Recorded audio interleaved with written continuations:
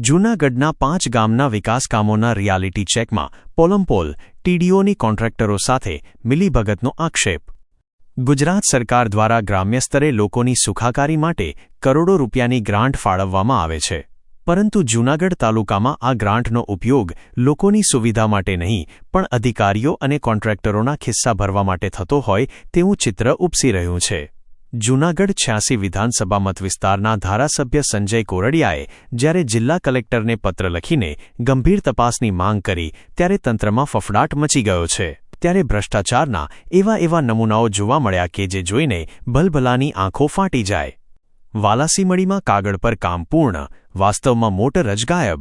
જૂનાગઢ નજીક આવેલા વાલાસીમડી, મજેવડી, ઈવનગર, પ્લાસવા અને પાદરિયા ગામે પહોંચી ત્યારે ભ્રષ્ટાચારની જીવતી જાગતી તસવીરો સામે આવી, જેમાં ઘણા ગામોમાં નાખેલા પેવર બ્લોક ભ્રષ્ટાચાર ઉજાગર કરતા હતા, તો ક્યાંક ગટરમાં પાણી જવું જોઈએ તે રોડ પર વહેતું દેખાયું હતું।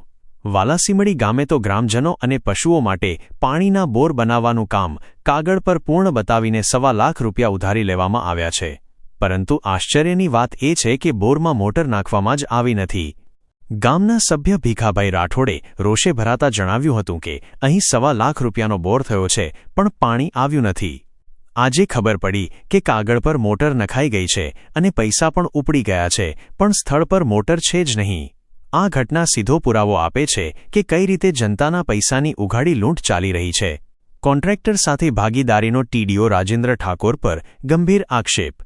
આ સમગ્ર કૌભાંડમાં સૌથી વધુ આંગળી જૂનાગઢના તાલુકા વિકાસ અધિકારી ટીડીઓ રાજેન્દ્ર ઠાકોર પર ચિંધાઈ રહી છે। ગામના સરપંચ અને ઉપસરપંચોએ ખુલ્લેઆમ આક્ષેપ કર્યો છે કે ટીડીઓ રાજેન્દ્ર ઠાકોર કોન્ટ્રાક્ટરો સાથે ભાગીદારીમાં કામ કરે છે। વાલાસીમડીના સરપંચ દેવરાજભાઈએ વ્યથા ઠાલવતા કહ્યું કે તંત્રમાં અમારું કંઈ ચાલતું નથી। ભ્રષ્ટાચારે મજા મૂકેલી છે। અધિકારી જો અહીં કોઈ જોવા નથી આવતા અને અમારા જીવનું જોખમ છે। ગામમાં ગટર બનાવી છે એમાં કઈ પાણી જાતું નથી। અમારામાં રહેવું કે ના રહેવું કે મકાન મેકીને અમારે વયું જવું। અધિકારીઓ અને કોન્ટ્રાક્ટરો જાણે પાર્ટનરશિપમાં ધંધો કરતા હોય તેમ મનસ્વી રીતે કામ કરે છે। 1.5 લાખની ગટર બનાવી જેમાં માત્ર અડધો ફૂટ ઊંડી હલકી ગુણવત્તાની પાઇપ નાખી છે। વારંવાર રજૂઆત છતાં ટીડીઓ સાંભળતા નથી કારણ કે તેમની ભાગીદારી છે। ઈવનગરમાં પેવર બ્લોકમાં ગેરરીતિનો ઉપસરપંચનો આક્ષેપ। ઈવનગરના ઉપસરપંચ પરેશ ભૂતે પણ ટીડીઓ પર આકરા પ્રહારો કર્યા છે। તેમણે જણાવ્યું કે વોર્ડ નંબર 5માં 15માં નાણાં પંચની ગ્રાન્ટમાંથી ગટરનું કામ થયું છે જે 1 વર્ષથી ઉભરાય છે। લાખોના ખર્ચે જે પેવર બ્લોક નાખવામાં આવ્યા તે એટલા નબળા છે કે અત્યારથી જ ઉખડવા લાગ્યા છે। તેમણે સ્પષ્ટ શબ્દોમાં કહ્યું કે ટીડીઓ રાજેન્દ્ર ઠાકોરે અનેક ગામોમાં ભાગબટાઈ કરી છે। આવા ભ્રષ્ટાચારી અધિકારીઓને તાત્કાલિક સસ્પેન્ડ કરવા જોઈએ। ગટરની નબળી કામગીરીને લઈ ધારાસભ્યએ કલેક્ટરને પત્ર લખ્યો। ધારાસભ્ય સંજય કોરડિયાએ જિલ્લા કલેક્ટરને લખેલા પત્રમાં ટેકનિકલ ક્ષતિઓનો પર્દાફાશ કર્યો છે। તેમણે જણાવ્યું કે ગટરના કામોમાં એન્જિનિયરિંગની કોઈ સમજ રાખવામાં આવી નથી। ગટરનો ઢાળ ઊંધો હોવાથી પાણી નીકળવાને બદલે ભરાઈ રહે છે। આટલી ગંભીર ભૂલો હોવા છતાં કયા અધિકારીએ કમ્પ્લીશન સર્ટિફિકેટ પૂર્ણતા પ્રમાણપત્ર આપ્યું તે મોટો સવાલ છે। ધારાસભ્યએ માંગ કરી છે કે ટેકનિકલ ટીમ દ્વારા તપાસ કરાવી જે એજન્સીએ નબળું કામ કર્યું છે તેની પાસે ફરીથી યોગ્ય કામ કરાવવામાં આવે। પ્લાસવા અને પાદરિયા કરોડોની ગ્રાન્ટ છતાં સુવિધા શૂન્ય। પ્લાસવા ગામના દિનેશભાઈ ગોંડલિયાએ જણાવ્યું કે 70 લાખથી વધુના કામો પેન્ડિંગ છે અને અમને કઈ બીજી ખબર નથી। ગંદકી મુદ્દે પણ સ્થાનિકોનો રોષ આસમાને છે।